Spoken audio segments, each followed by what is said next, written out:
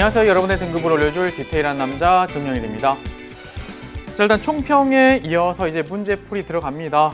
일단은 다시 한번 말씀드리지만 이번 시험이 쉬웠다고 생각되는 친구들 절대 자만하거나 절대 방심하면 안 돼요. 지금 해왔던 그만큼 또는 그 이상 더 열심히 하셔야 실제 수능에서 성적이 잘 나옵니다. 아셨죠? 생각보다 그 탐구 2라고요. 탐구 2 중에 탐구 2에서 지구과학을 본 친구들이 많더라고요. 그런데 보니까요, 금방 풀었더라고요. 또 거의 10분 정도 조금 지나니까 다 풀고 다시 한번 복습하는 친구들이 있다는 얘기는 그만큼 난이도는 그렇게 높지 않았다라는 거고, 그럼 이제 나는 그걸 그대로 믿고 여기까지가 적당한 공부야라고 선을 그어버리면 그때부터는 큰일 납니다. 아셨죠? 그러니까 지금 잘 본 거는 내가 쭉 한번 공부를 했네 이렇게 생각하시고, 그리고 이제 앞으로 더 어려운 시험이 있으니까 더 열심히 해야지 라고 하는 계기로 삼으셔야 돼요.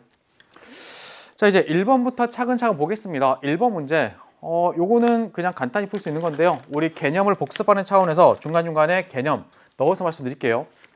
일단 문제를 보니까 플룸 상승류 라고 나와 있고요. 무언가 플룸이 올라간다는 얘기죠. 그걸 관찰하기 위해서 모형, 실험을 했습니다. 일단은 여기 보니까 찬 물이 담겨져 있습니다. 그리고 스포이드에 잉크가 있는데 그 잉크를 조금씩 이렇게 떨어뜨렸대요. 됐죠? 자, 그리고 이제 그 잉크가 가라앉아 있는 상황.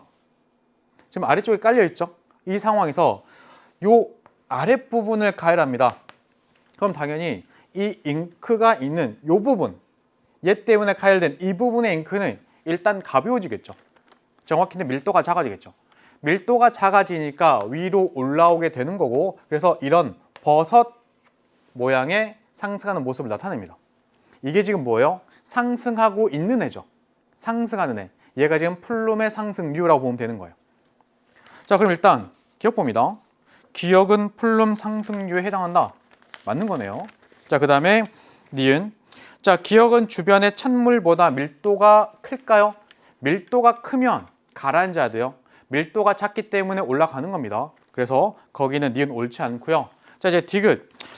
디귿을 설명하면서 우리 플룸 구조론 다시 한번 볼게요. 일단은 해령을 먼저 그렸습니다. 해령이에요, 해령. 자, 해령에서 만들어진 해양 지각과 결국 해양판은 이렇게 이동해 가는 동안에 밀도가 점점 커져요. 밀도 커진다 그랬죠.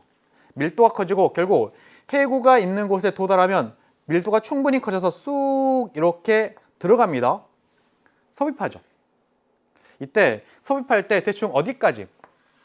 그 경계가 대략 상부 멘틀과 하부 멘틀 경계, 이 정도까지 일단 들어간 다음에 여기서 정체돼요. 여기서 더 이상 못 들어갑니다. 처음에는. 됐죠?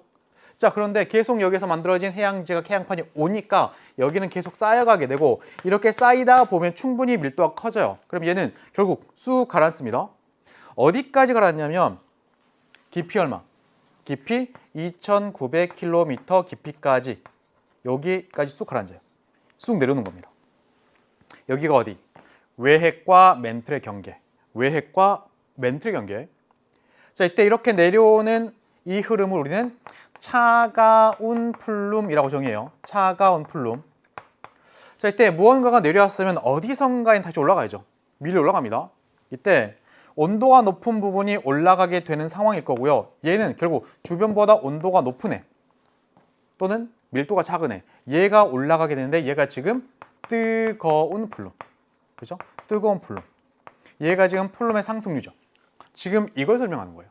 이때 어떤 물질이요? 외핵과 멘틀의 경계에서 멘틀 물질이 올라오는 거예요. 됐죠? 그렇기 때문에 거기 있는 거 디귿.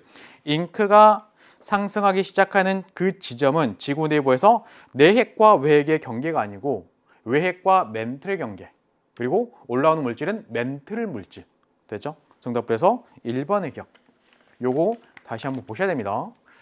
자, 이제 그리고 나면 2번 볼게요. 자, 2번 같은 경우는 화성암 관련된 게 나와 있고, 그리고 우리나라에서 화성암 지형 주고 있는데, 일단 우리가 본 강의에서 전부 다 말씀드렸던 내용입니다. 거기 나와 있는 거 일단 지역이 북한산 인수봉, 북한산. 그럼 이제 어떤 친구들은 머릿속에서 이미 떠올라 있어요. 북한산? 화성암이야? 그럼 여기는 중생대 때 만들어진 화성암 중에 심성암이 있는 곳. 무슨 암석? 화강암이 있는 곳. 이렇게 쭉 연결돼야 됩니다. 자, 그게 없더라고 한다면 이렇게 보시면 돼요. 일단 가부터 봅니다. 자, 마그마가 있었습니다. 이 마그마가 올라오다가 이렇게 올라오다가 보이시죠? 자, 이 지하 깊은 곳에서 그대로 굳어버리면 그때 만들어진 암석은 화성암 중에 심성암. 마그마가 지하 깊은 곳에서 식어서 만들어진 암석. 이때에는 마그마의 냉각 속도가 느리기 때문에 여기 있는 암석들은 조립질 조직을 갖게 됩니다. 됐죠? 입자가 크고 대체로 비슷한 애들. 아무튼 조립질 조직. 됐죠? 조립질 조직. 자, 반면에 마그마가 이렇게 쑥 올라와요. 그래서 분출했습니다. 화산활동이 일어났네요. 이 상태에서 결국 마그마가 지표 부근에서 식으면 급격하게 식을 거고, 이때는 마그마가 식어서 만들어진 암석 중에 화산암이 되는데 마그마의 냉각 속도가 빠르니까, 또는 용암의 냉각 속도가 지금 빠른 상황이니까 얘는 세립질 조직을 갖게 됩니다. 입자의 크기가 작은. 됐죠? 이런 상태. 자, 이거 봅니다. 지금 보니까 색깔이 어때요? 밝은 색이죠? 그리고 무언가 이렇게 매끈매끈합니다. 얘 같은 경우는 일단은 화성암이라고 우리가 거기에 전제를 줬기 때문에 일단은 얘 같은 경우에는 매끈매끈해. 그리고 얘 보니까 둥근 이렇게 암봉도 있네. 무언가 이렇게 결도 좀 가 있는 것 같아 라고 한다면 얘는 화성암 중에 심성암으로 이루어져 있고, 우리나라 같은 경우 심성암 주로 화강암입니다. 화강암. 얘 언제 주로 중생대 때 만들어진 암석이에요 라고 일단 연결해야 돼요. 그리고 여기에다가 여기 보이는 심성암 같은 경우에는 만약에 지질 구조나 어떤 구조물이 보이면 얘는 주로 판상전리가 나타나죠. 판상전리는 압력이 감소하는 과정에서 만들어집니다. 간단히 얘는 이런 거예요. 일단은 여기가 지표. 마그마가 지하 깊은 곳 여기에서 그냥 굳어버렸습니다. 얘 지금 심성암. 이때 얘는 위에서 누르는 물질의 압력 때문에 바깥쪽으로 힘을 주면서 버티는 상황인데요. 만약에 이 위쪽이 깎여져 나가고 이 암석이 이렇게 지표로 노출되면, 간단히 유기하게 되면 보세요. 주변 압력이 감소하니까 이 원래 있던 암석에서 팽창하는 힘 때문에 쩍쩍 갈라집니다. 쩍쩍 갈라져요. 이렇게 쩍쩍. 이때 이 전리를 판상전리. 그리고 이렇게 둥근 암봉 이런 것도 만들어집니다. 됐죠? 그렇게 보셔야 돼요. 또한 여기에 있는 화강 같은 경우에는 심성암이면서 산성암. 요것도 체크를 한번 하셔야 되고. 자, 보겠습니다. 먼저 기억. 주상전리는 B보다 A에서 잘 만들어집니다. B보다. B 같은 경우에는 판상전리, A는 주상전리. 화산암. 자, 주상전리 어떻게 만들어지죠? 마그마가 지하 깊은 곳 말고 지표로 올라오면 결국 분출해서 흘러갑니다.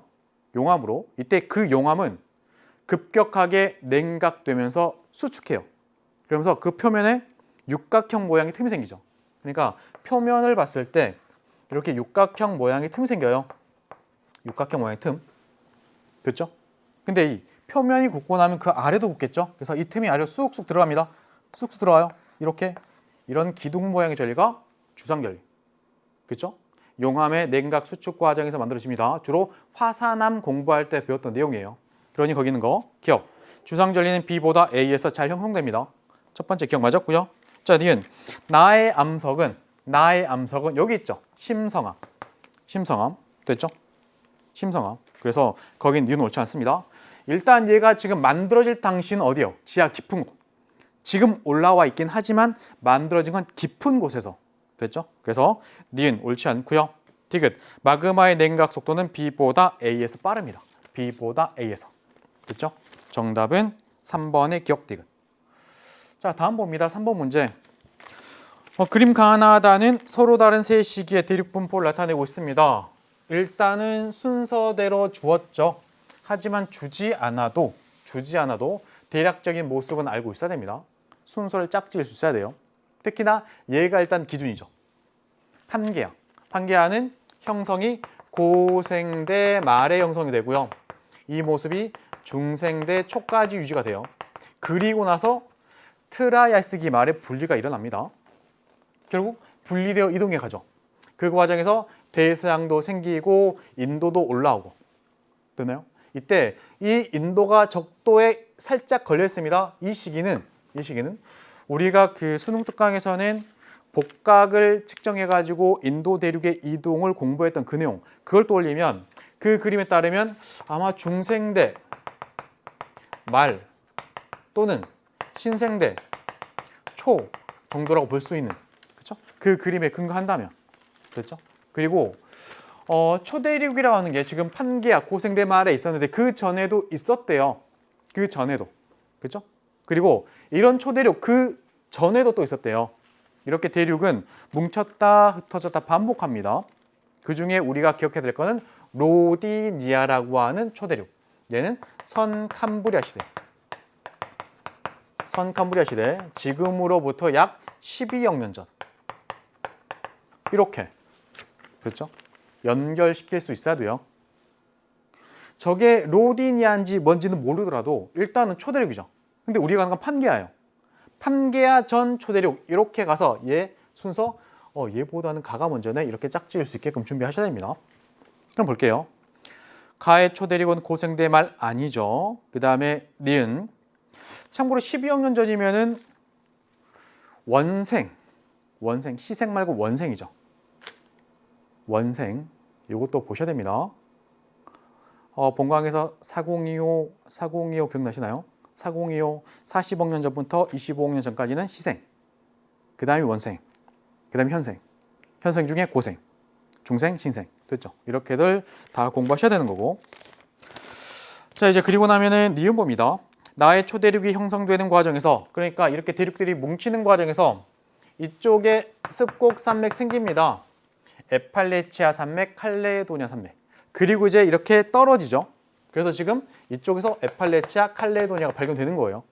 되셨죠? 그래서 거기 있는 건 니은 맞았고요. 디귿. 다에서 대서양의 면적은 지금은 얘네가 더 멀어졌잖아요. 얘네가 이렇게 더 멀어졌습니다. 그러니 지금은 이때보다 그러니까 이때보다 대서양은 지금이 더 넓어요. 그리고 앞으로도 일정 기간 동안 더 커집니다. 대서양은. 됐죠? 왜요? 지금 거기에는 뭐가 있죠? 중앙에 발산형 경계가 아주 뚜렷하게 있죠. 대서양 중앙 해령. 대서양 연안가에는 수려면 경계 이렇게 뚜렷한 곳이 별로 없습니다. 그러니까 대서양은 지금 계속 커지고만 있어요. 물론 언젠가는 작아질 수도 있죠. 됐죠? 자, 정답부에서 4번에 니은 디귿이고, 이제 다음 봅니다. 4번 문제. 그림 가는 퇴적암 A에서 D, 퇴적암입니다. A에서 D는. 그리고 화성암 P가 존재하는 지역이고요. 그리고 나 같은 경우에는 X의 붕괴 곡선 나타내고 있는데 P에 포함된 X의 양은 처음 양의 25%. 25%면은 반감기 2번. 됐죠? 2분의 1 곱하기 2분의 1이니까 일단 반감기는 처음 양의 50%로 준 그때까지 걸린 시간 1억 년이네요. 그럼 반감기 2번이면 1 곱하기 2니까 2억 년. 이렇게 풀어도 되고, 아니면 아예 25가 있으니까 그냥 읽어도 되고.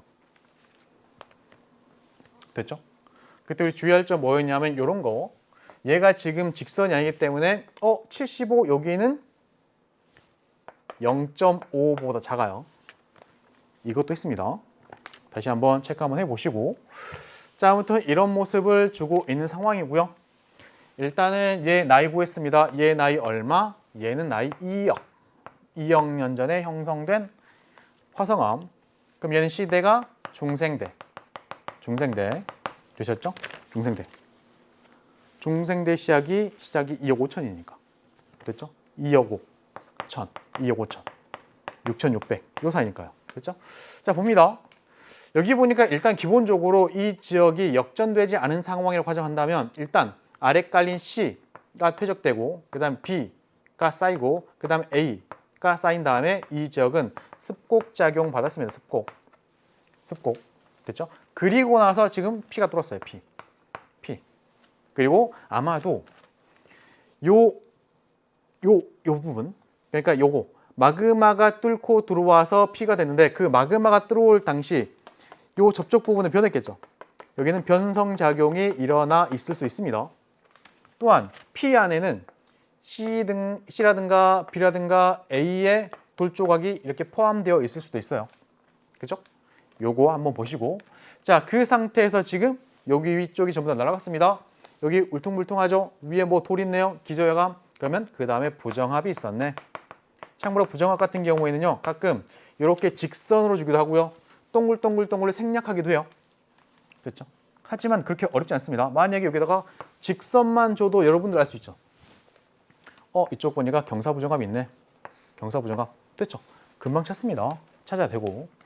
자, 이제 그리고 나서는 여기 D가 쌓이고, D가. 그리고 이 지역 전체가 결국 마지막에는 융기 한번 합니다. 융기한 상태에서 지금 지표가 지금 침식받고 있죠. 이런 상태. 참고로 여기는 접촉부가 변성작용 받지 않았을 거예요. 됐죠?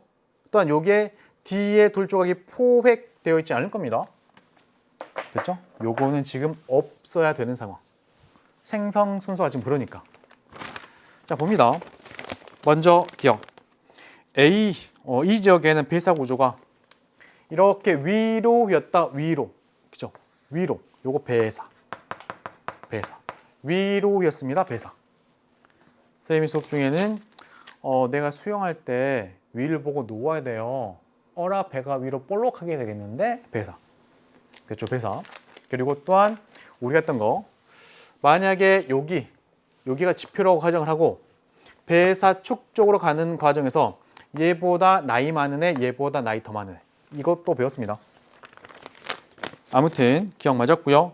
C와 D, C, D 부정합 관계, 여기 C, D 여기 부정합 관계, 부정합 됐죠? 부정합 면도 있고, 이게 맞았고요. 디귿, D가 생성된 시기는 D 여기 있습니다. P가 2억이죠. 그럼 얘는 2억보다는 최근, 2억보다 최근.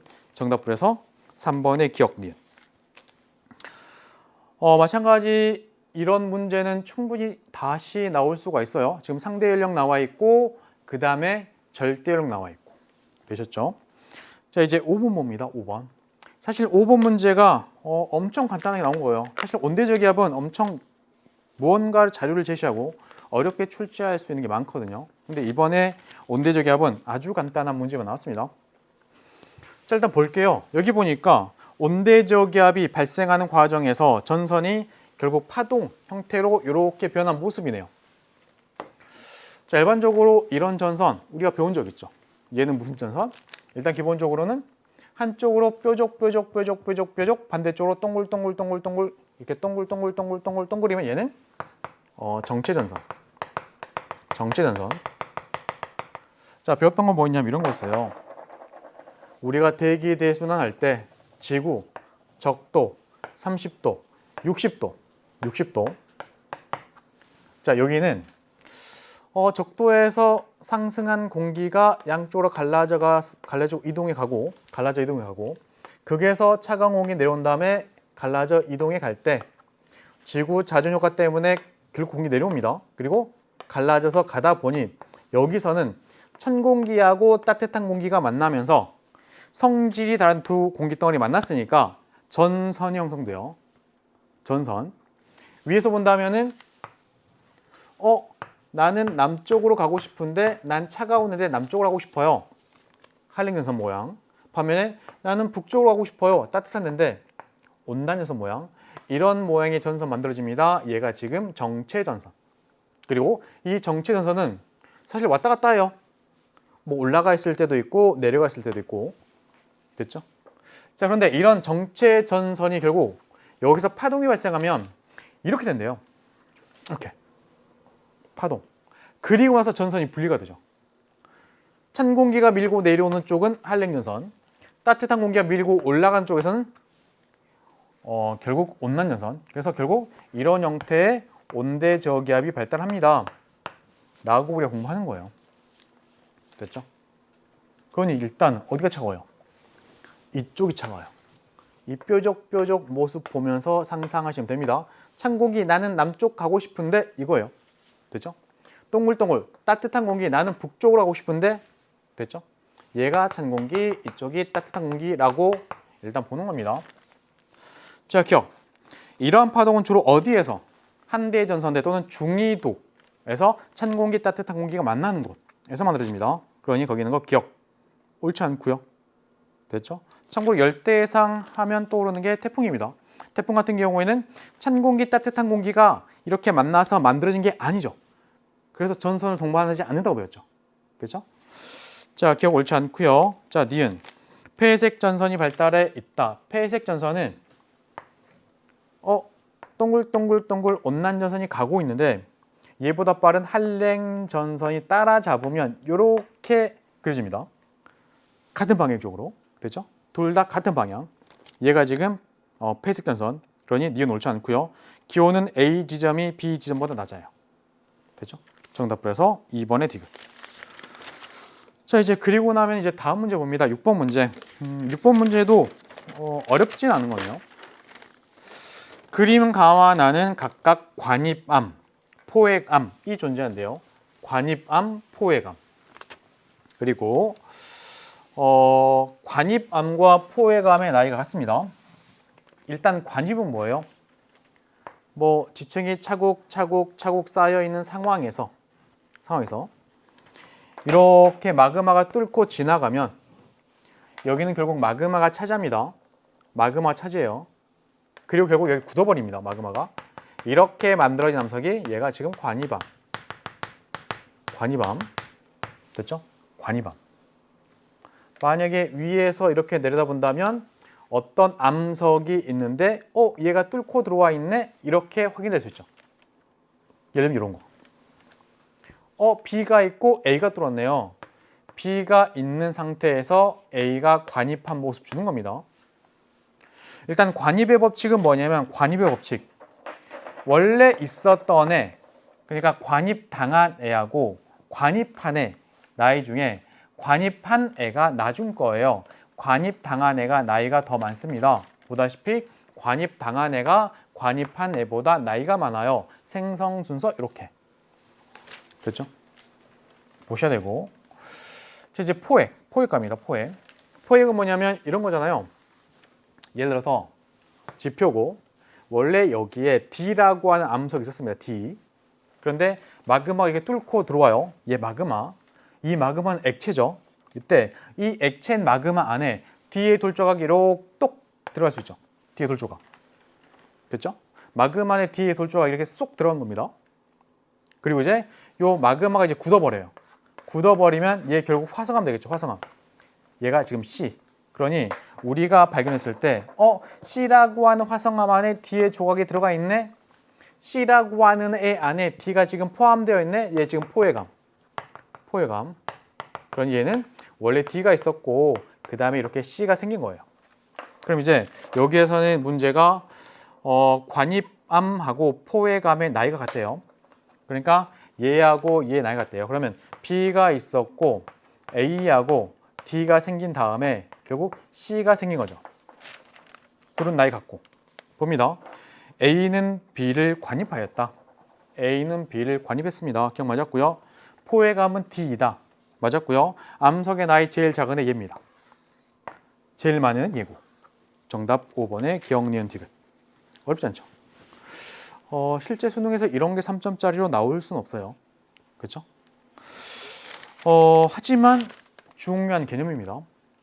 어려운 문제 보기 하나 정도로 구성될 수도 있는 충분히. 그래서 기본 개념 보셔야 되고 이때 우리가 했던 게 습곡 배웠죠? 단층 배웠죠? 전리 배웠죠? 그 다음에 여기 보이는 관입과 포획 배웠죠? 부정합 배웠죠? 전부 다 정리하셔야 됩니다. 자, 이제 우리 7번 봅니다. 7번. 7번 같은 경우도 어렵지는 않게 나와 있습니다. 일단은 기본 개념을 알고 있다라고 한다면 여기 볼게요. 여기. 일단 여기 가로축 같은 경우에는 분광형이고요. 순서 보니까 O, B, A, F, G, K, M. 그럼 이쪽이 고온. 이쪽이 저온의 상황. 색깔로 본다면 청색, 청백색, 백색, 황백색, 황색, 주황색, 적색. 됐죠? 그리고 A0인 별이 표면 온도가 만 K. 그리고 여기가 색지수 0. B 빼기 V 색지수 0. 얘보다 온도 높으면 색지수 마이너스, 낮으면 높으면 마이너스, 낮으면 플러스. 됐죠? 태양 같은 경우는 G2형 별. 그리고 얘 표면도가 5800K. 태양 같은 경우는 절대 등급이 플러스 4.8등급. 됐죠? 요것도 암기가 필요한 내용. 외울 건 외워야 됩니다. 그리고 태양은 G2V라고 쓰고 G2O라고 읽어요. O. G2형 별이고 주기열성. 자, 아무튼 여기 들어갈 수 있는 게 지금 표면 온도고요. 세로축에 들어갈 수 있는 게 광도. 광도는 위로 갈수록 광도가 크고 실제 밝습니다. 반면 절대 등급은 위로 갈수록 작아지면 돼요. 절대 등급은 광도, 실제 밝기를 가지고 등급 매긴 건데 등급이라는 것 자체가 숫자가 작을수록 밝은 거니까. 자, 대입부분 일변들을 여기 찍힙니다. 당연히 표면도 높은 애가 밝겠죠. 표면 온도 낮은 애일수록 이렇게 어두울 거예요. 그러니 대부분 다 여기 찍히게 되는데 이런 별을 주계열성. 하늘에 있는 별의 대부분 90% 정도가 주계열성입니다. 반면 여기 찍히는 표면 온도가 낮음에도 불구하고 얘보다 밝네요. 밝죠? 왜요? 커서. 표면 온도 낮으니까 적색인데 큽니다. 적색 거성. 얘보다 더 위에 있으면 진짜 크네요. 초고성. 됐죠? 반면 얘는 표면 온도가 낮음에도 불구하고 표면 온도가 높음에도 불구하고 그래서 백색을 띠긴 하는데 작아요. 그래서 어둡습니다. 백색에서. 이때 필요한 거 이 정도는 외워 주었으면 한다라고 했던 거. 일단 태양은 대략 절대 등급이 4.8인데 5에 찍고 그냥 간단히 찍고 이쯤. 여기에서 5가 더 작아진 데 걸리는 게 일반적으로 온도 낮은 애는 거성들. 여기에서 또 5가 더 작아져서 마이너스 5쯤에 걸린 애가 초고성. 그리고 얘보다 더 작은 애들 포함해서 초고성. 되셨죠? 필요해요. 자, 볼게요. 먼저 기억은 주기열성인가요? 요건 그냥 찍어보면 되죠. 기억, 분광형이 B0. 대충 B0가 어디에 있는지 모르겠으나 일단 여기 어딘가 있을 거고요. 됐죠? 그 다음에 마이너스 3.5. 보니까 간격이 2.5, 2.5, 2.5, 2.5 똑같은 간격이니까 조금 올라가서 마이너스 3.5. 됐죠? 그러면 대충 올라가면 여기 찍히네요. 주기열성. 그래서 기억 말했습니다. 니은.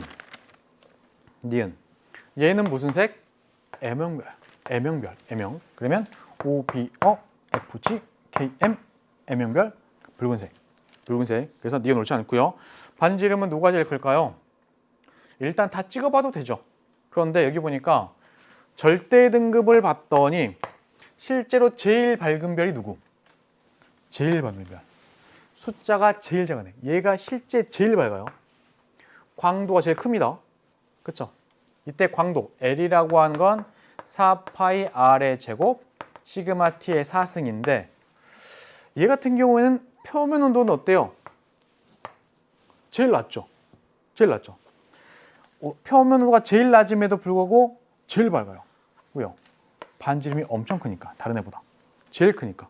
그렇기 때문에 거기 있는 거 반지름 제일 큰 애는 니은입니다. 요거 광도 관련된 식 요거 필요합니다. 표면 온도가 제일 낮은 애인데 그렇죠? 왜 제일 밝지?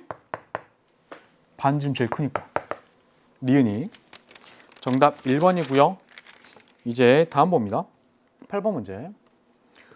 8번 같은 경우는 당연히 암기가 필요한 내용들이 많이 포함되어 있습니다. 그런데 거기 있는 거 대부분 다 지금 주고 있는 거예요. 실제 이렇게 주지 않아도 여러분 암기가 필요합니다. 됐죠? 암기가 필요합니다. 자, 먼저 여기에서 4025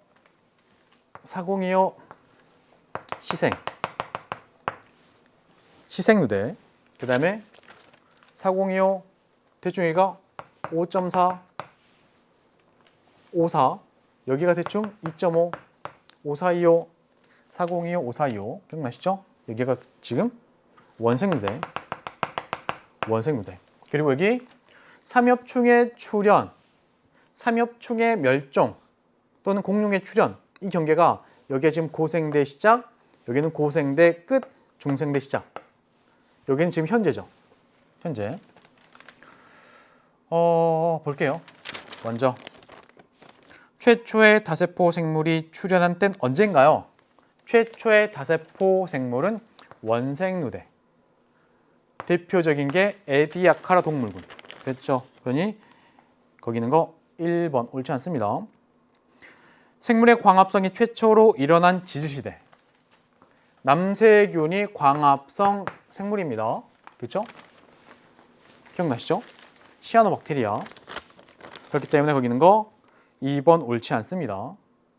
그 다음에 최초의 육상식물이 출현한 시대는 고생대 실루리아기 고생대 실루리아기였기 때문에 정답 3번이고요. 빙하기가 없었던 지질시대는 중생대죠. 중생대. 이때 중생대는 여기 있지 않을까요? 여기? 중생대 여기에 지금 중생대가 있는 거예요. 중생대 여기 됐죠? 여기 신생대도 있으니까 일단 중생대 여기에 중생대 이때 사실 지질시대 중에서는 빙하기가 없었죠. 4번 옳지 않고 그 다음에 5번 방추충이 번성했던 거 삼필갑푸방 적어볼게요. 삼효충, 필석, 갑주어, 푸줄리나 다른 말로 푸줄리나 방추충입니다. 얘네 같은 경우는 전부 다 고생대. 얘는 고생대 전반부, 얘는 후반부. 됐죠? 고생대. 그렇기 때문에 거기 있는 거 5번도 옳지 않습니다. 디귿이라고 해야 맞겠죠? 그래서 정답은 3번.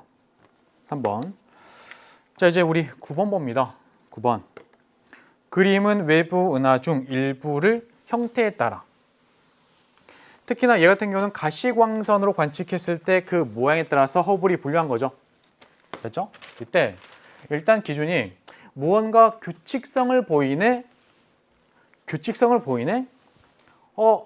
특정 모양이 없네 이렇게 두 개 구분합니다. 이때 불규칙 은하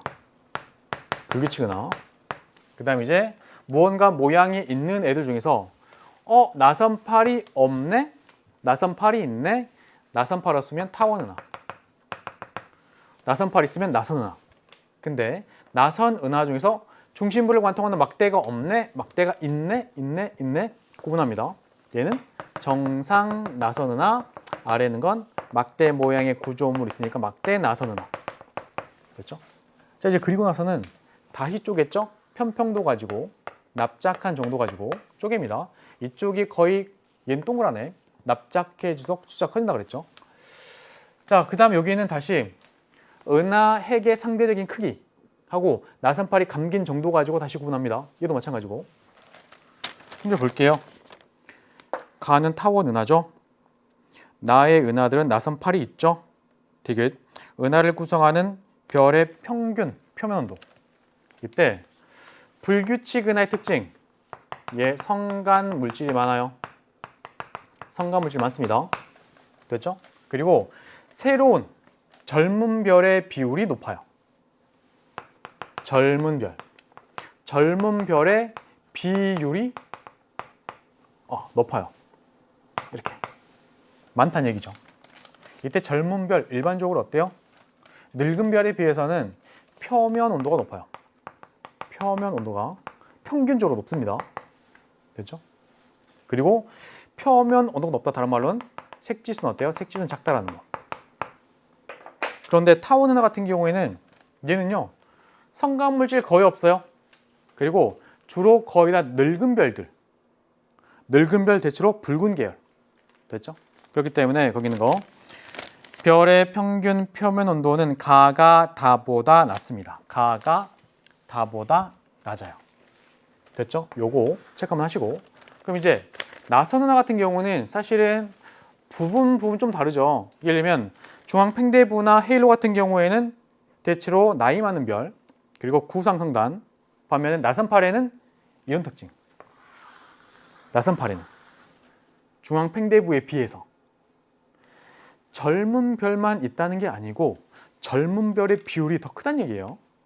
어디에 비해서? 중앙팽대부라든가 헤일로에 비해서. 됐죠? 비교하는 겁니다. 자, 정답부에서 5번의 기억, 니은, 티귿. 자, 이제 10번 문제. 그림 가와나는 동해의 어느 지점에서 두 시기에 측정한 수심 0에서부터 500, 그리고 수온과 염분 분포. 하나는 2월이고 하나는 8월이래요. 그런데 간단하죠? 간단합니다. 여러분들은 이걸 보면서 연습을 충분히 했을 거라고 믿고요. 그러니까 얘를 보고 바꿔보자. 깊이에 따른 수온 분포로, 그리고 여기가 0이네. 표층의 수온이 대충 27도 정도 돼요. 됐죠? 그리고 깊이가 깊어짐에 따라서 대체로 수온은 낮아지겠죠? 낮아집니다. 점점 아래로. 그리고 이 정도까지 갔을 때 어디 몇 미터인지 모르겠지만 한 10도 좀 넘어갔네요.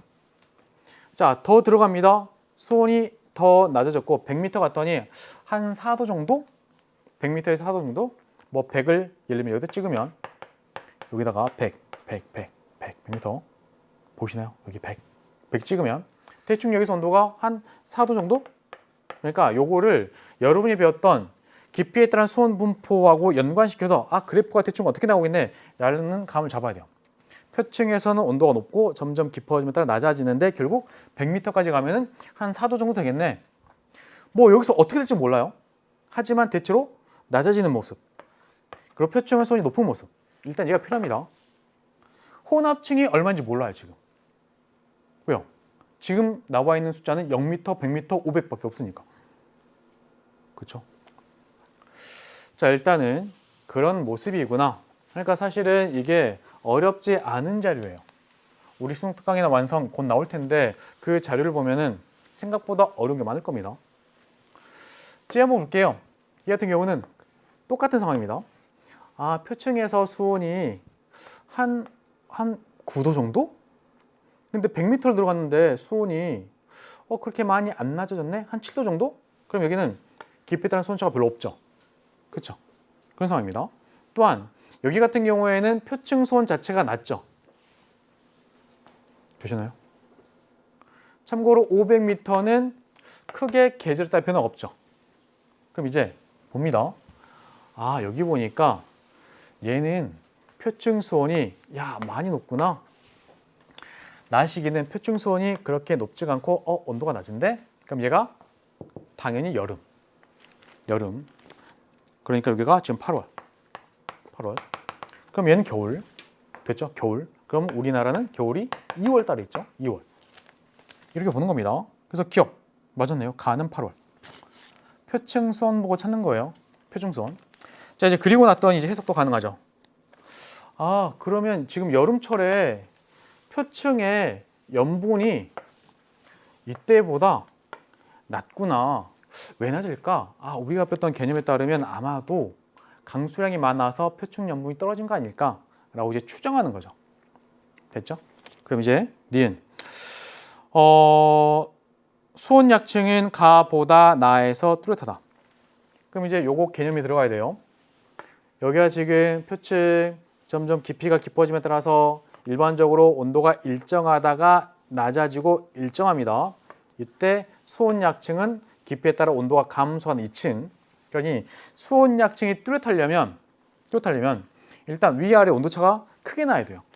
크게. 됐죠? 크게. 이때 위아래 온도차가 또 크게 나려면 아래쪽에 있는 이 부분의 온도는 거의 똑같으니까 위쪽 온도가 많이 올라가면 돼요. 이때 여름에 지금 많이 올라가 있죠. 됐죠? 표층 수온도 많이 올라가 있고 혼합층이 어디까지인지 모르겠으나 대충 그 아래 온도가 쭉쭉쭉 떨어지는 층이 있겠죠. 됐죠? 이렇게 우리가 확인할 수 있는, 아무튼 온도가 감소하는 층이 여기서 더 뚜렷합니다. 여기는 깊이에 따라 온도 변화 거의 없었죠. 크게 안 나타납니다. 있긴 있죠. 근데 잘 안 나타나요. 그러니 거기 있는 거 수온 약층은 가보다 나에서 뚜렷하게 나타나지 않습니다. 가에서 뚜렷해요. 표층 수온이 올라가는 자체만으로도 수온 약층은 뚜렷한 겁니다. 자, 디귿. 표면 해수의 밀도. 결국 해수의 밀도를 결정하는 요인 세 가지가 있는데 우리가 일단 고려할 거.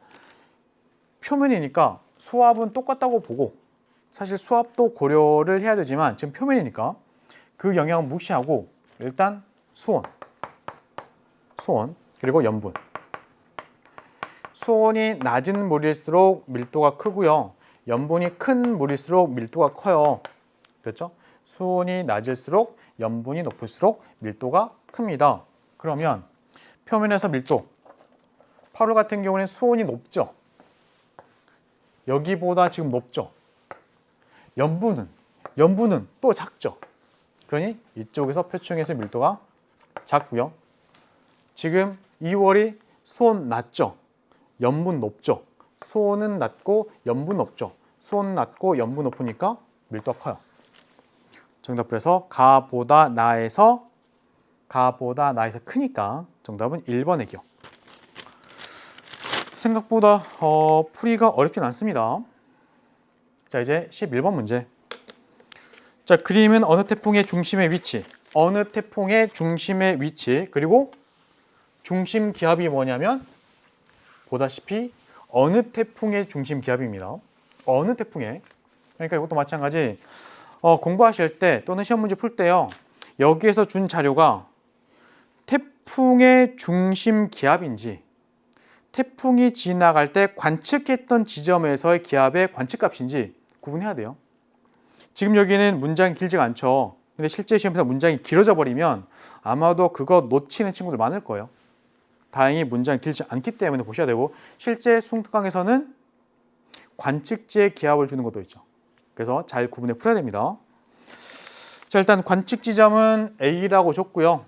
지금 위도가 30도 그리고 경도가 125도 붙어 있는 건 여기에 2가 붙어 있겠죠. 2 여기 2가 있습니다. 2 그렇죠? 그리고 이 값은 사실 이렇게 지도가 있으면 우리나라가 여기가 유라시아 우리나라에 있으면 영국의 그린치 천문대가 있는 곳이 경도 0이고요. 이쪽으로 하면서 뭐 10, 20, 30 이렇게 커질 거예요. 10, 20, 30 커지는데 2를 붙이면서 커집니다. 그러니까 여기 2를 붙여놓고 점점 커진 상황이죠. 됐죠? 요거. 자, 일단 보겠습니다. 태풍은 30일 3시 요때 이전에 전향점을 통과하였다. 어떻게 풀었을까요? 선생님, 전향점은요. 태풍의 진행이 이렇게 이제 방향이 이제 바뀌는 지점인데요. 대충 위도가 30도 아니었던가요? 30도? 30도 아직 못 왔습니다. 라고 풀었으면 사실은 정확한 풀이라고 보긴 좀 어려워요. 왜냐면 우리 이거 배웠습니다. 지도를 그리고 여기가 적도 30도, 60도인 상황에서 태풍은 열대 해상에서 발생합니다. 그리고 얘는 무역풍과 편서풍에 의해서 일단 처음에는 무역풍 때문에 서쪽으로 가요. 그리고 편서풍 때문에 결국 동쪽으로 갑니다. 요 지점이 전향점이고 전향점을 지난 순간부터는 태풍의 이동 속도가 빨라지죠. 그렇죠? 빨라집니다. 이때 전향점은 대충 30도 부근에 있는데 이거는 그때그때 달라요. 라고도 말씀드렸죠. 그렇기 때문에 이 문제 풀 때 30도가 안 됐는데 라고 풀면 정확한 풀이 아닙니다. 결국 전향점을 찾을 때는요. 태풍이 이렇게 간대. 그때 요 지점을 찾아야 돼요. 요 지점. 이 전향점이 여기 이렇게 쓸 수도 있습니다. 전향점이 이렇게 나올 수도 있습니다. 여기가 지금 위도가 30도인데 이렇게 갈 수도 있어요. 또는 이렇게 할 수도 있어요. 그럼 전향점이 지금 30도가 아니죠. 그렇죠? 그러니까 저기 있는 자료를 찍어봐야 돼요. 자, 이제 찍습니다. 찍어볼게요. 일단은 18도, 그 다음에 118, 118이면은 여기가 5, 6, 7, 8, 128, 그 다음에 15, 16, 17, 18이니까 이쯤, 대충 요쯤에 있었던 아이가 그 다음에 21, 21, 그리고 124 이쯤까지 왔고, 그렇죠? 그 다음에 26, 26, 그리고 121, 121 여기까지 왔네요. 됐죠? 이렇게. 지금 뭐예요? 지금 이렇게 가고 있죠? 아직 이 시점 이전에 전향점이 아직 만들어지지 않았던 상황이죠. 지금 쭉 이렇게 가는 상황이니까 안 꺾였잖아요. 그래서 전향점은 요것보다 이전 아닙니다. 자, 더 찍어볼게요. 그 다음에 이제 요거 31 여기고요. 31 요거 31 123 여기가 0 1 2 3 123 올라갑니다. 대충 여기 됐죠? 어딘지 모르겠으나 결국에는 꺾였죠. 꺾였습니다. 자, 이제 그리고 나서는 36 여기, 그리고 128 여기 올라가서 여기. 그래서 이렇게 갔네요. 이렇게 태풍이 갔습니다. 이렇게 됐죠? 그럼 이제 봅니다. 기억 31 3시 이전에 전향점을 통과하지 않았고요. 그 다음 니은 중심 부근의 최대 풍속, 태풍의 중심 부근의 최대 풍속은 태풍의 세력이 강할 때 강하겠죠. 그렇죠? 강할 때 씁니다. 이때 태풍의 세력이 강할 때는 중심 기압이 낮을 때, 뭐 대충 요럴 때, 그러니까 니은 1일 요때가 3일 요때보다 강했겠죠. 니은 맞았고, 그 다음에 이 시기에 태풍이 지나갈 때 A라고 하는 이 지점은 풍향이 어떻게 변했을까요? 결국 봅니다. 태풍이 이렇게 지나갑니다. 갑니다. A가 지금 여기 있어요. 자, A라고 하는 애는 태풍이 지나가는 과정에서 태풍의 진행 방향이 오른쪽에 있고요. 여기는 그래서 위험 반원인데 이때 여기는 시계 방향으로 풍향이 변해요. OEC 정답. 그래서 4번의 니은 디귿인데 4번의 니은 디귿. 근데 원리도 아는 게 좋으니까. 자, 태풍이 이렇게 지나갔다는 얘기는 1, 2, 3 대충 이렇게 태풍의 중심의 위치가 바뀐다는 얘기예요. 이때 처음에는 태풍 여기 있을 때 바람이 이렇게 붑니다. 근데 태풍 여기까지 가버리면 바람이 이렇게 바뀌어요. 더 가면 더 바뀝니다. 이렇게 태풍 쪽으로 바람이 부는 거예요. 결국 도는 방향, 시계 방향 이렇게 볼 수가 있는 정답. 그래서 4번의 니은 디귿. 자, 이제 12번입니다. 12번은 가와 나는 우리나라 일부 지역에 폭설주의보가 발령된 어느 날. 폭설주의보 그리고 일부 지역. 시간은 21시. 일단 나 같은 경우에는 그러면은 위성 영상 사진인데요. 가시 영상일까요? 적외 영상일까요? 얘는 적외 영상이겠죠? 어떻게 알아요? 21시가 힌트입니다. 21시면 우리나라 하늘에 해가 없죠. 그죠? 그러니까 밤이죠. 밤에는 가시 영상에서 이렇게 구름 정보가 안 나와요. 가시 영상은 낮에만 정보를 얻을 수가 있습니다. 라고 했던 거 기억한다면 이쪽은 일단 적외 영상. 그리고 여기가 지금 일기도. 자, 일기도 보니까 이쪽에 엄청나게 강력한 고기압이 딱 하고 버티고 있습니다. 그리고 그 세력을 이렇게 뻗쳐오고 있죠. 자, 얘 같은 경우는 일단은 기압 배치를 봤을 때 대륙 쪽에 특히나 시베리아가 있어야 할 곳에 강력한 고기압, 시베리아 고기압이 있고 기압 배치가 서쪽에 고기압, 동쪽에 저기압 형태의 기압 배치니까 결국 얘는 겨울철 일기도. 요거 보고 바로 알아야 돼요. 겨울철이네. 됐죠? 또한 폭설이라고 했으니까 당연히 겨울철이겠죠. 폭설은 눈이 많이 오는 거잖아요. 자, 이때 기억 봅니다. 우리나라에서 동풍계열. 자, 우리나라가 여기 있고요. 보다시피 이쪽이 기압이 높고 이쪽이 낮죠. 등압선 있을 때 어떻게 한다고요? 일단 기본적으로 등압선의 직각에 일단 먼저 선을 그리고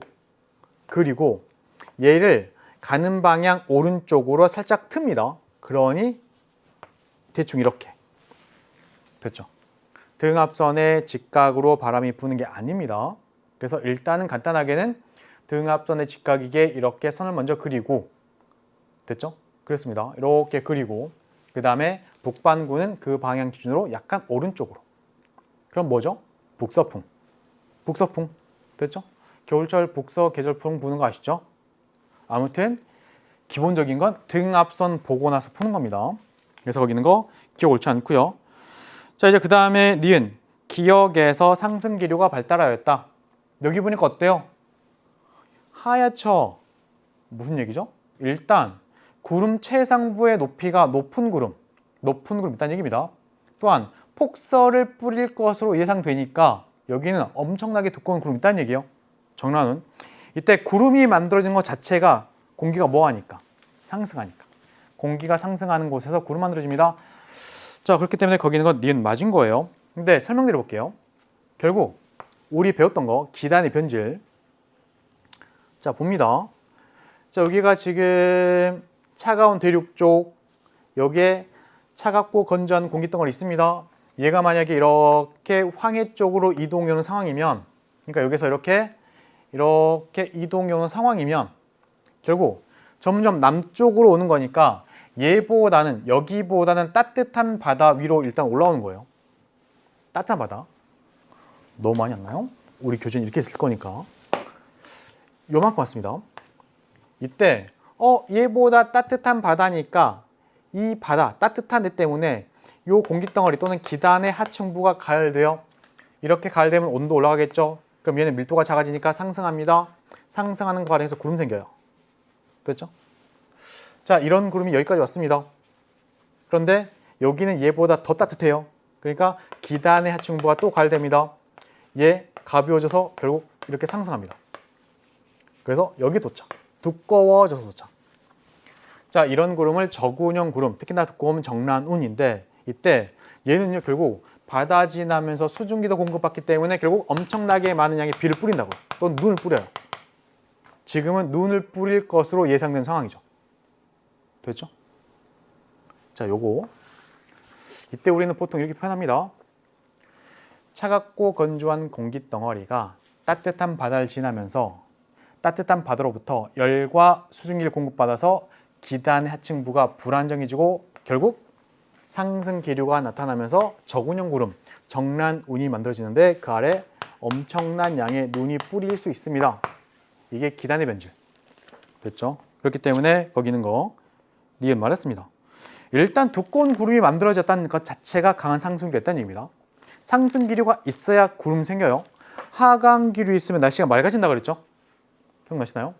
또한 두꺼운 구름이니까 그리고 구름의 상층부의 높이가 높을 거고 그러니 결국 인공위성에서 봤을 때 적외 영상에서는 하얗게 보입니다.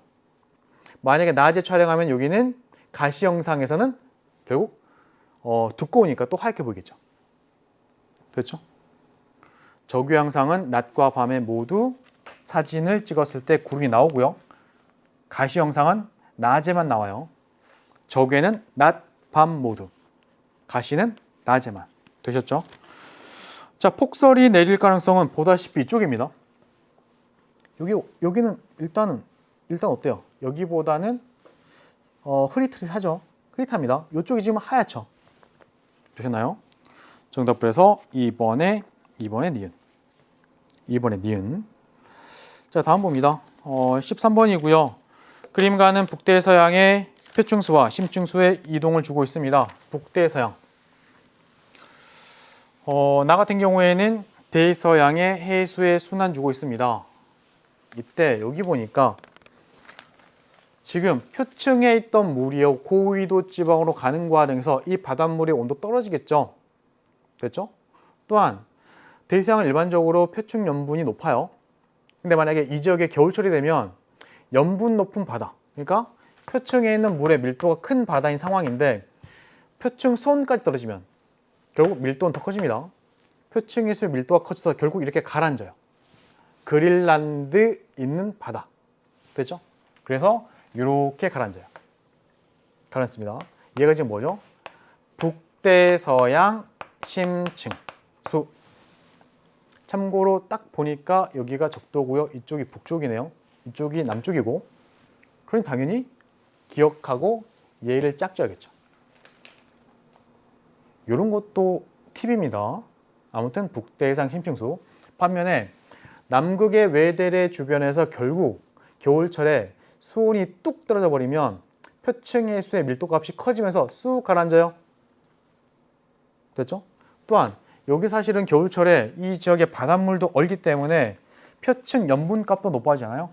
결국 수온이 낮은 상황이고 표층 염분까지 이렇게 올라가 버리면 밀도값이 충분히 커져요. 그래서 쑥 가라앉습니다. 요게 지금 C가 남극 저충수. 수온 낮은 물인데 겨울철에 수온 더 떨어질 거고 바닷물에서 결빙까지 발생하면 염분값도 올라가니까 충분히 밀도 커져서 쭉 가라앉습니다. 쑥 가라앉아요. 자, 얘는 지금 남극 중충수. 얘가 지금 표층에 있는 물이죠.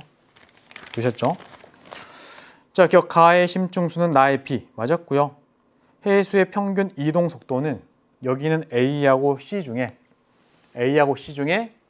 A가 빠르죠. 심층순환 자체는 엄청 느려요.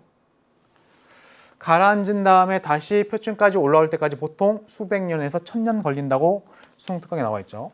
그렇기 때문에 니은 A가 C보다 크다 맞았고요. 디귿 만약에 기억해역해서 표층수의 밀도가 현재보다 커지면 더 잘 가라앉겠죠. 침강이 강화됩니다. 정답은 3번의 기억 니은. 요거 다시 한번 보시고 참고로 둘 중에 밀도 큰 건 얘. 됐죠? 밀도 큽니다.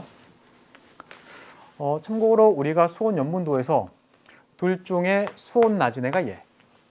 둘 중에 염분 높았던 애는 얘. 요거. 이제 14번 봅니다. 14번. 그림은 태양 내부의 온도 분포를 나타내고 있습니다. 태양 내부의 온도 분포 이미 알고 있죠.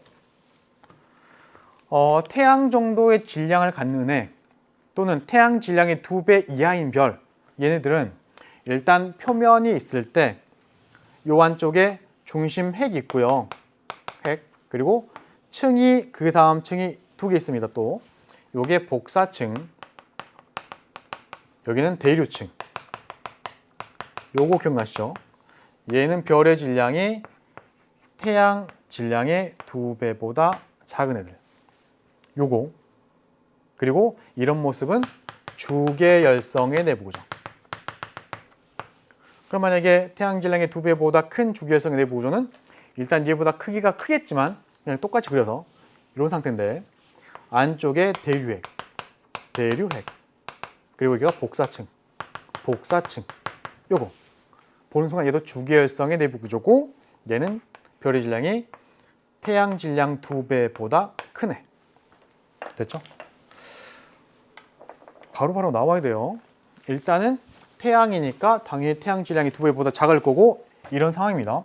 그리고 이제 중심핵에서는 일단은 수소 원자핵 4개가 헬륨 원자핵 하나로 바뀌면서 에너지 발생합니다.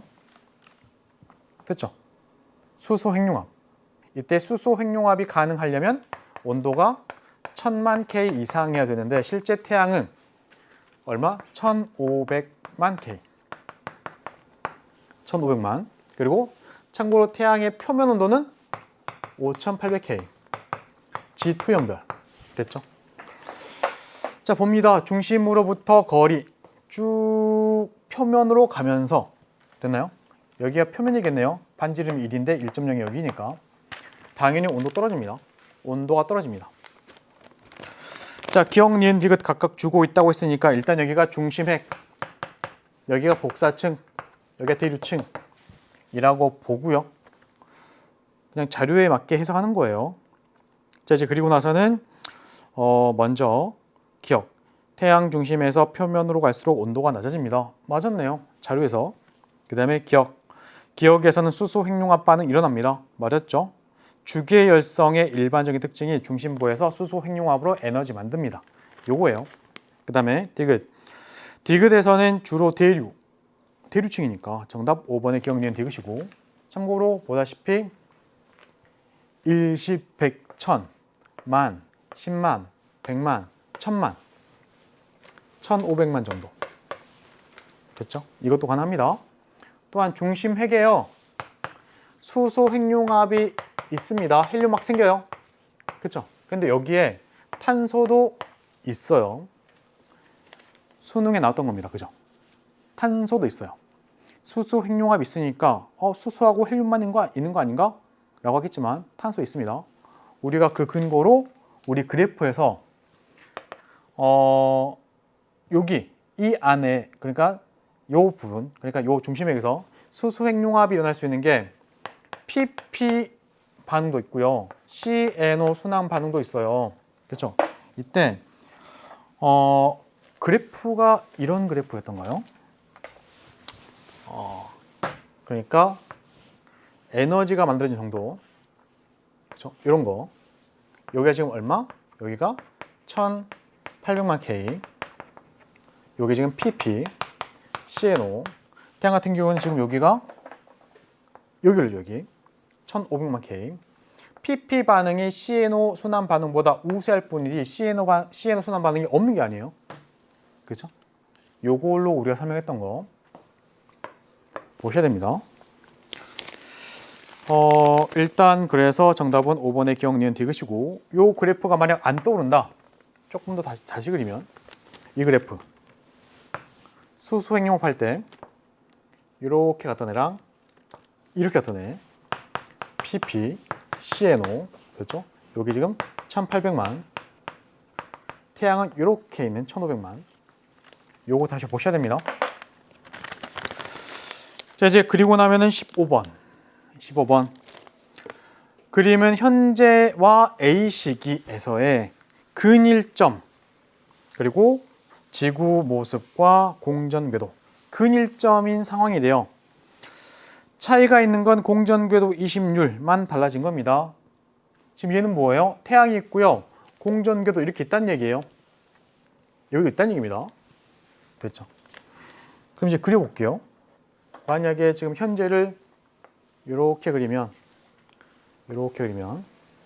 대충 이렇게 그리면 이렇게 그러면 A 시기는 이렇게 그리면 되겠죠. 됐죠? 물론 정확히 그리려면은 요골이랑 요골이 같아야 돼요. 정확히 그린다면 공전궤도 반지름이 같게끔 그리면 됩니다.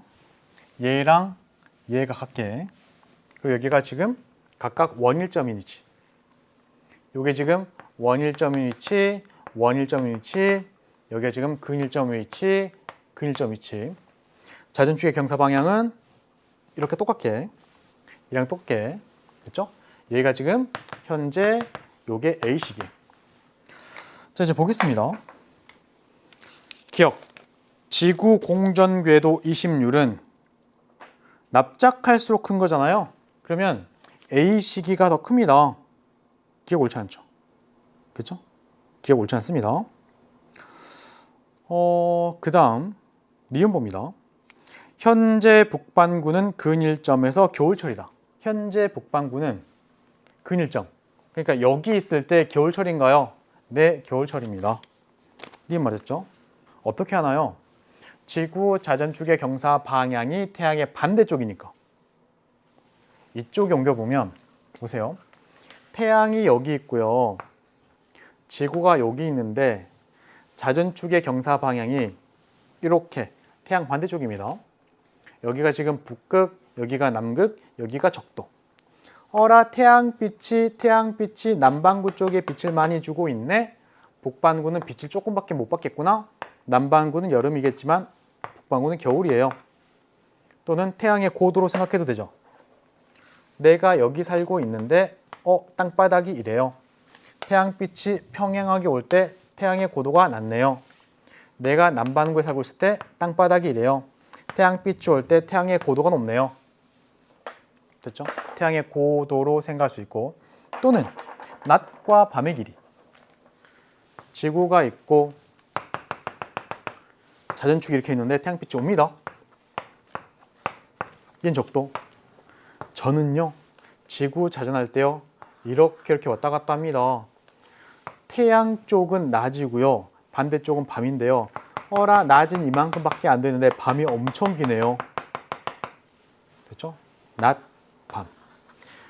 결국 얘는 지구 자전축의 태양의 반대쪽으로 넘어가는 상황이다 보니까 어라? 태양의 고도는 낮고요. 낮은 또 짧아요. 겨울철. 얘는 반대, 여름철. 남반구는 여름철. 됐죠? 그런 겁니다. 그래서 니은 맞았고, 디귿. 지구가 원일점에 위치할 때, 원일점 여기나 여기 위치할 때 지구가 받는 태양 복사 에너지, 그러니까 지구 전체가 받는 태양 복사 에너지, 이런 의미예요. 위도별로 물어본 게 아니고 지구 전체가 받는 에너지. 그럼 당연히 태양에 가까울 때가 많겠죠. 이때가 현재가. 그래서 현재가 A 시기보다 많습니다. 정답 4번의 니은 디귿. 자, 이제 다음 보겠습니다. 다음 같은 경우는 그림은 북아메리카판 부근에 판 A, B, C가 있고요. 판의 경계 나타내고 있대요. 그리고 여기 얘가 의미하는 게 무엇인지도 주고 있습니다. 여기 보니까 수렴형 경계도 있고요. 발산형 경계도 보이고, 그 다음에 보존형 경계도 이렇게 보인다고 하네요. 보입니다. 일단은 이제 여기에 맞게끔 해석하면 되는 건데, 일단 태평양판은 무슨 판? 해양판. 그럼 여기가 수렴형 경계가 있을 텐데, 이 수렴형 경계는 해양판과 또 다른 판의 수렴형 경계니까 여기는 해구라고 하는 수렴형 경계 중에 섭입형 경계가 있겠네요. 우리 수렴형 경계에는 크게는 두 가지. 하나는 섭입형, 하나는 충돌형. 이때 섭입형 같은 경우에는 해양판과 대륙판이 수렴할 때나 해양판과 해양판이 수렴할 때, 충돌형은 대륙판하고 대륙판이 수렴할 때. 해양판이 껴있기만 하면은 섭입형이고, 여기 지금 얘가 해구라고 하는 섭입형. 됐죠? 얘는 습곡산맥이라고 하는 충돌형. 이런 거 했습니다. 그리고 섭입형 경계가 있는데, 이렇게 경계가 있는데 뾰족 달고 있으면 여기는 뭐 기억하고 니은 중에 기억 있으니까 그냥 요거 A, B도 있네요. 그럼 요거 가 나라고 할 때 가에 해당하는 판이 나에 해당하는 판보다 밀도가 커가지고 가가 나 아래로 섭입하고 있어요. 이런 겁니다. 가가 나 아래로 섭입. 나라고 하는데 어떻게 그리더라도 일단 가는 해양판이고, 얘가 이렇게 쑥 섭입하고 있다고요. 여기가 해고, 여기가 지금 가, 여기 지금 나. 됐죠? 그런 모습 요것도 보셔야 되는데, 기억봅니다. 판의 밀도, 뾰족을 이쪽에 달고 있네. 그러면 A가 밀도가 더 크구나. 기억 맞았고요. 니은 B는 C에 대해서 어디로 가나요? 여기 보니까 해령, 그러니까 발산형. 됐죠? 발산형 있습니다. 그러면 결국 상대적인 이동은 이렇게 가겠죠. 이렇게. 됐죠? 요건 지금 어긋나는 상황. 요거는 보존형. 이렇게. 그러면 문제에서는 뭐냐면, 여기에서 B는 C에 대해, 그러니까 C가 고정되어 있다고 친다면 얘 기준으로 B는 이렇게 가는 거네요. 보다시피. 그럼 보다시피 거기는 거 남동쪽이 아니고 북서쪽. 디귿. 기억의 발견은 멘틀 대류설에 등장한 계기. 기억은 뭔가요? 보존형이죠. 보존형. 발산형 있는데 이렇게 어긋나는 선 중에 요 안쪽 선이니까. 그러니까 우리가 발산형은 보통 두껍게 이렇게 두껍게 그리고 또 두껍게 그리고 이렇게 어긋나는 선 그리면 요 사이, 발산형과 발산형 사이 요 어긋나는 선, 요게 보존형. 그렇죠? 변환 단층입니다. 자, 그러면 디귿. 기억의 발견은 멘틀 대류설이 등장하게 된 계기. 멘틀 대류설은 훨씬 전이죠. 그렇죠? 역사상 이렇습니다. 훨씬의 사실 의미는 좀 앞섰다는 의미인데, 일단 대륙 이동설 나오고, 그 다음에 멘틀 대류설 나오고, 그렇죠? 그리고 음양측신법의 발견으로 해저 지형도가 완성이 되고, 이걸 설명하기 위해서 결국에는 헤이저 확장사를 등장하고 그리고 또 다른 증거들이 막 나오면서 판 구조론으로 종합되는 거잖아요. 이때 또 다른 증거들이 거기 안에 우리가 보존형 경계에 포함됩니다. 그러니 얘보다 앞에 있었던 멘틀 디루설이 사실 요것 때문에 등장한 게 아니죠. 됐죠? 정답 그래서 1번의 기억 이렇게 보셔야 되고, 자 이제 17번 봅니다. 그림은 두 주결성 가와 나의 파장에 따른 복사 에너지의 세게 주고 있습니다. 일단은 여기서 일단 필요한 게 뭐냐면 이런 거잖아요. 그러니까 배웠던 걸 전부 다 동원해 보면 복사 에너지의 세기 파장에 따라 그려보면 여기가 지금 가장 센 파장 람다 맥스 값 됐죠? 그렇죠? 람다 맥스 값 복사 에너지의 상대적인 세기가 가장 강한 여기가 지금 람다 맥스 값 얘는 표면 온도분의 1 온도가 높으면 짧아요 이거잖아요. 그렇죠? 또는 표면 온도 관련되는 게 O, B, A, F, G, K, M 여기서 지금 B 또는 G니까 둘 중에 얘가 온도 높죠. 그러면 볼게요. 대충 그래프 보니까 얘는 람다 맥스가 이쪽 어딘가 있겠죠. 이쪽 어딘가에. 얘는 대충 보니까 이렇게 갖다 떨어지죠. 그럼 이쯤 어딘가 있겠죠. 그렇죠. 그러면 람다 맥스 값이 이쪽에서 짧아요. 이쪽이 지금 표면 온도가 높아요. 표면 온도가 더 높습니다. 그럼 얘가 지금 B형별. 얘가 지금 G형별. 됐죠? 이렇게 볼 수가 있는 상황. 또는 여기 보니까 우리 태양이 G2형별이죠. 태양 같은 경우에는 이렇게 그래프를 그려봤을 때 요 맥스 찍는 게 얼마? 0.5 마이크로미터 정도. 가시광선이 0.4에서 0.7 잃어봤을 때 태양은 이 정도에서 최대값. 요거는 7단원 내용. 그죠? 7단원. 수업시는 했습니다. 7단원.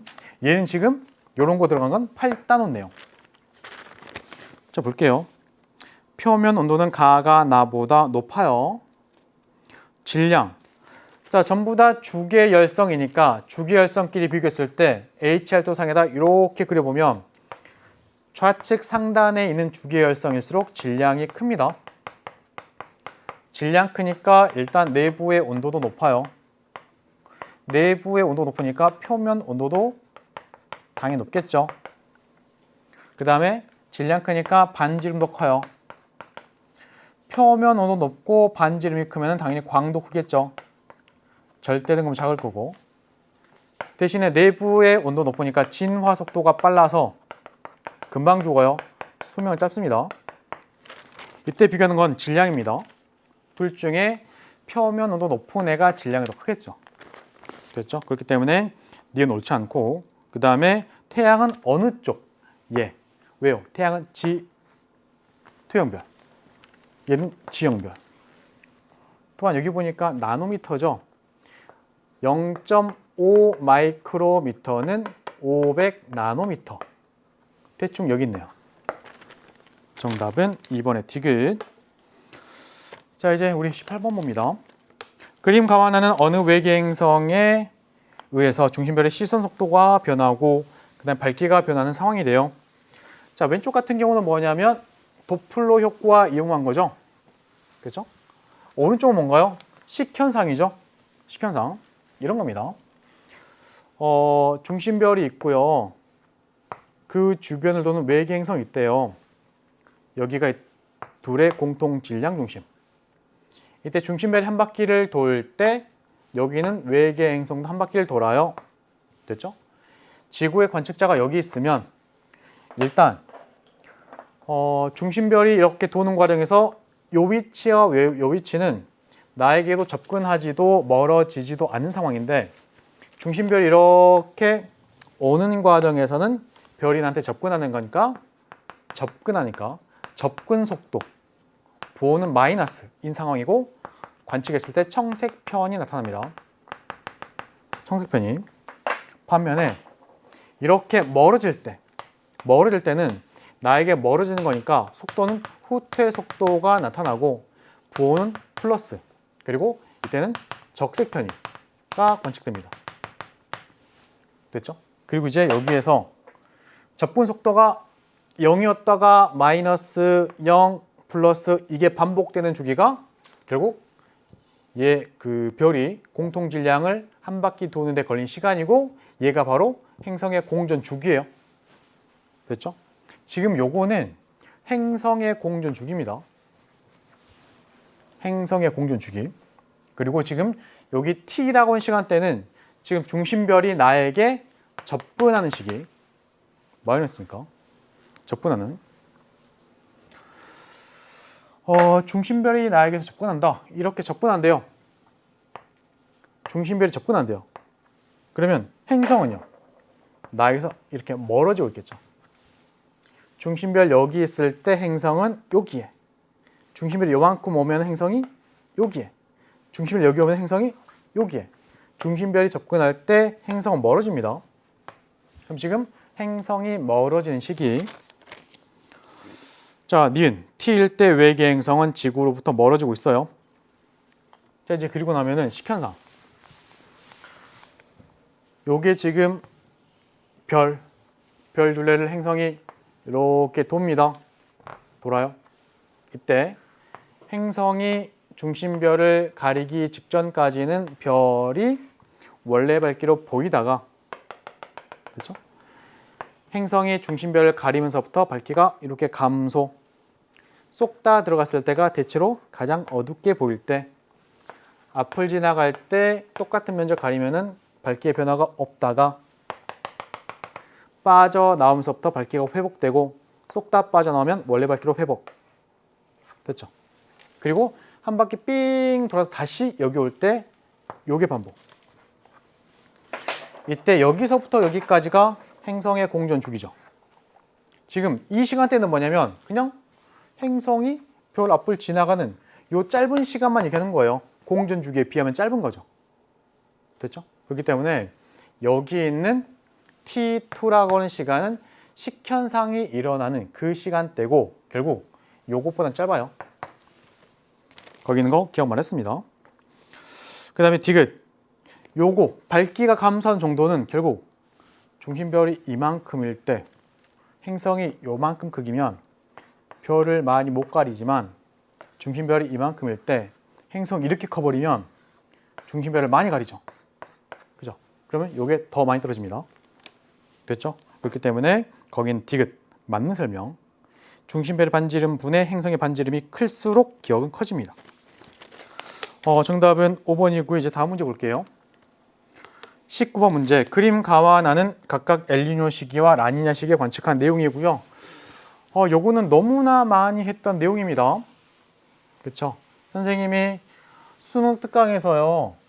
요거 아주 간략하게 소개해 드렸고 그리고 나서는 자료실에 자료까지 올려드렸죠. 엘니뇨 발생 시에 나타날 수 있는 것들 쭉 적어가지고 그거 보시면 됩니다.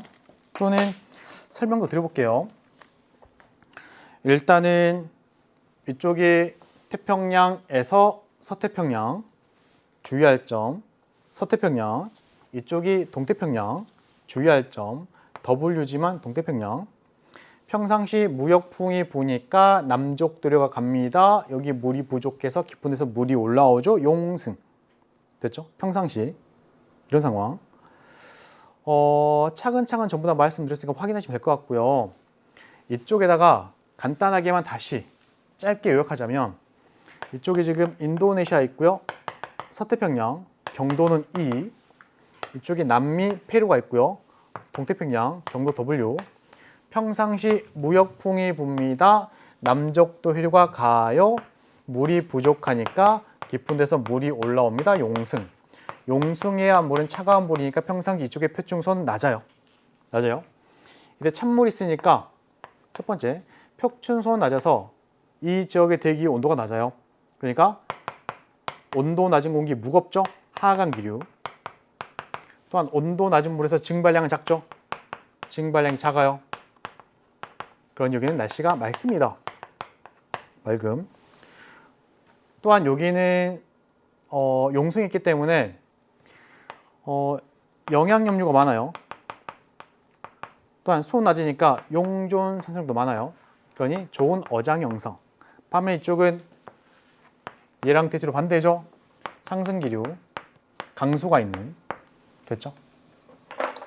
근데 만약에 무역풍이 약해지면 엘니뇨. 무역풍 약해집니다. 해일이 약해지죠. 용숭이 약해지니까 평상시보다 수온이 올라갑니다. 엘니뇨. 하강기류 약해지거나 상승기류가 변하죠. 증발량 많아집니다. 홍수 발생. 비가 많이 와서. 얘 줄고 어장 황폐화. 밤일 쪽은 하강기류. 비가 안 와요. 가뭄 발생 또는 산불. 평상시를 강하게 하면 라니냐. 근데 지금 얘는 이것도 필요하죠. 단면 쑥 자르면 단면을 잘랐을 때 여기가 지금 인도네시아, 서태평양, 이쪽이 남미, 페루, 동태평양. 평상시 무역풍 때문에 해류가 가면서 해수면 경사. 물 부족하니까 용승 발생해서 찬물 올라옵니다. 위에는 따뜻한 물.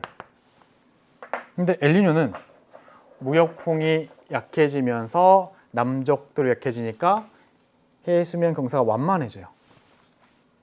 수온 약층의 경사도 완만해집니다. 요거 엘니뇨. 라니냐는 얘가 더 심해지겠죠. 이렇게. 일단 얘가 필요합니다. 엘니뇨 때도 서태평양과 동태평양 중에서 서태평양이 더 높아요. 해 수면 경사가 완만해질 뿐이지. 그렇죠? 자, 이제 이걸 가지고 문제 한번 볼게요. 이쪽에서 높아 보이나요? 높습니다. 엘니뇨 때도. 일단 여기 보니까 여기에서는 해수면의 높이 변화 주고 있고 플러스는 평년보다 높아졌다, 마이너스 낮아졌다. 평년보다 이쪽에서 높아졌습니다. 동태평양에서. 그러면 평년보다 높아졌대. 엘니뇨네요. 엘니뇨. 요거 엘니뇨. 평년보다 낮아졌대. 라니냐. 그럼 이제 가는 엘니뇨 맞았고요. 해수면 경사는 가가 나보다 완만하죠. 맞았고요. 그 다음에 동태평양 적도 부근 해역에서 표층수온은 가가 나보다 엘니뇨가 라니냐보다 높겠죠. 정답 3번의 기억니은. 어렵지 않아요.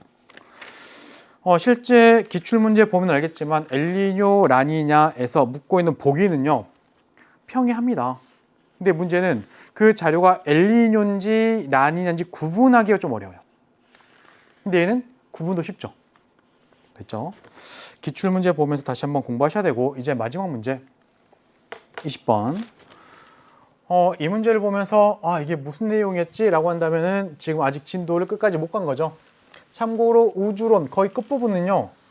아주 복잡한 문제까지는 없어요.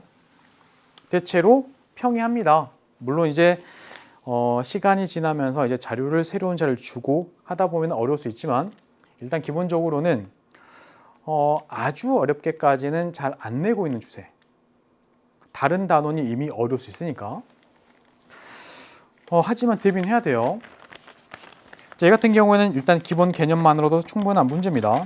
그림과는 현재 우주에서 현재입니다. 현재 우주에서 차지하는 비를 주고 있는데 일단 가장 많은 얘가 암흑 에너지. 두 번째는 암흑 물질. 암흑 물질. 얘 제일 적은 애가 보통 물질. 됐죠? 일단 얘가 필요하고 각각의 정의도 알아야겠죠. 보통 물질은 관측이 됩니다. 가장 많은 게 수소일 거고 암흑 물질은 전자기파로 관측이 안 돼요. 그래서 중력적인 방법으로 찾아내는. 됐죠? 암흑 에너지는 가속 팽창 우주를 설명하기 위해서 도입된 개념. 가속 팽창 근데 어떻게 알았죠? 1A형 초신성의 관측으로. 다 연관되어 있습니다. 자, 여기 보니까 여기 있는 거는 뭐냐면 우리 은하의 회전 속도를 은하 중심으로부터의 거리에 따라 나타내고 있습니다. 점점 멀어짐에 따라서 일단 처음에는 쭉 올라갑니다. 대충 이때까지는 쭉 올라갑니다. 둘 다 올라갑니다. 자, 차이점 같은 경우에는 하나는요. 멀어짐에 따라 크게 변화가 없는 애. 하나는 쭉 감소하는 애. 두 가지. 이때 얘 차이를 가지고 우리가 설명하는 게 암흑물질. 그쵸? 원리는 뭐냐면 일단 우리 은하의 중심에는요 물질이 많아요. 밀도가 높습니다. 그러니까 딱딱한 판으로 생각하면 이런 거잖아요. 딱딱한 디스크가 있는데 중심으로부터 여기 A하고 B를 찍어요. 이때 얘가 만약에 돈다고 하면 자 결국에 이렇게 선 그려가지고 A가 이만큼 갈 때요 B는 더 많이 갑니다. 중심에서 멀리 있는 애가 더 빨리 가죠. 그쵸? 이걸 가지고 여기 안쪽 설명합니다. 됐나요? 자 이제 그리고 나서는 이렇게 보는 거예요. 일단 우리 눈에 보이는 별들 또는 물질들을 봤을 때 대부분 이렇게 안에 몰려 있거든요. 우리 눈을 만약 이렇게 본다면 대부분 안쪽에 몰려 있습니다. 물질들이. 그러다 보니까 마치 얘가 태양이고 태양이라고 했을 때 태양 주위를 도는 행성들 있죠. 행성들 돌 때 태양계도 마찬가지인데 대부분이 요 안에 질량이 집중되어 있다 보니까 멀리 있는 애일수록 가까운 애는 빨리 가고요. 멀리 있는 애일수록 천천히 갈 거라고 생각을 했어요. 마치 태양계가 그러니까 태양계처럼 우리 은하의 질량이 대부분 안쪽에 몰려 있을 거라고 일단은 생각했고 그러다 보니까 중심에서 멀어짐에 따라서 이제 여기 있는 애들은 얘는 빠르고 얘는 좀 느리고 얘는 더 느리겠지 라고 추정했던 겁니다. 됐죠? 지금 요 안에서는 물질이 빽빽하니까 이렇게 증가 됐죠? 자 이제 그 다음은 대부분 다 여기 있으니까 얘로부터 멀리 있는 데일수록 천천히 이렇게 추정했어요. 여기 지금 케플러이더죠. 케플러이더. 실제 측정해 보니까 이렇더래요. 어라? 감소하지 않고요. 거의 비슷합니다. 그럼 가정이 뭐가 잘못된 거예요? 아, 대부분 다 여기 있다는 게 잘못된 거죠. 바깥쪽에도 생각보다 많은 물질이 있다는 얘기예요. 근데 안 보여요. 왜요? 안 보이는 애들이니까. 걔가 누구? 암흑물질. 그죠? 암흑물질의 존재를 우리가 알게끔 해준 거. 됐나요? 자, 이제 봅니다. 기억과 니은은 현재 우주를 가속 팽창시키는 역할을 하는 게 아니죠. 가속 팽창은 얘입니다. 얘. 그래서 기억 옳지 않고 관측 가능한 물질만 고려해서 추정하면 얘예요. 얘. A 같은 경우는 실제 관측 값이고 님 말했습니다. 이제 디귿 A와 B의 속도 차는 누구 때문에? 안 보이는 누구? 암흑물질 때문에. 암흑물질. 그렇기 때문에 정답은 2번의 니은입니다. 자, 여기까지 해서 우리 쭉 풀어봤고요. 여러분들 지금 3월학평의 특징은 내가 처음부터 끝까지 전체 다 다루고 있죠. 그래서 여러분이 공부하다가 아직 학습하지 못한 부분이 어디인지 그걸 알려주는 의미가 커요.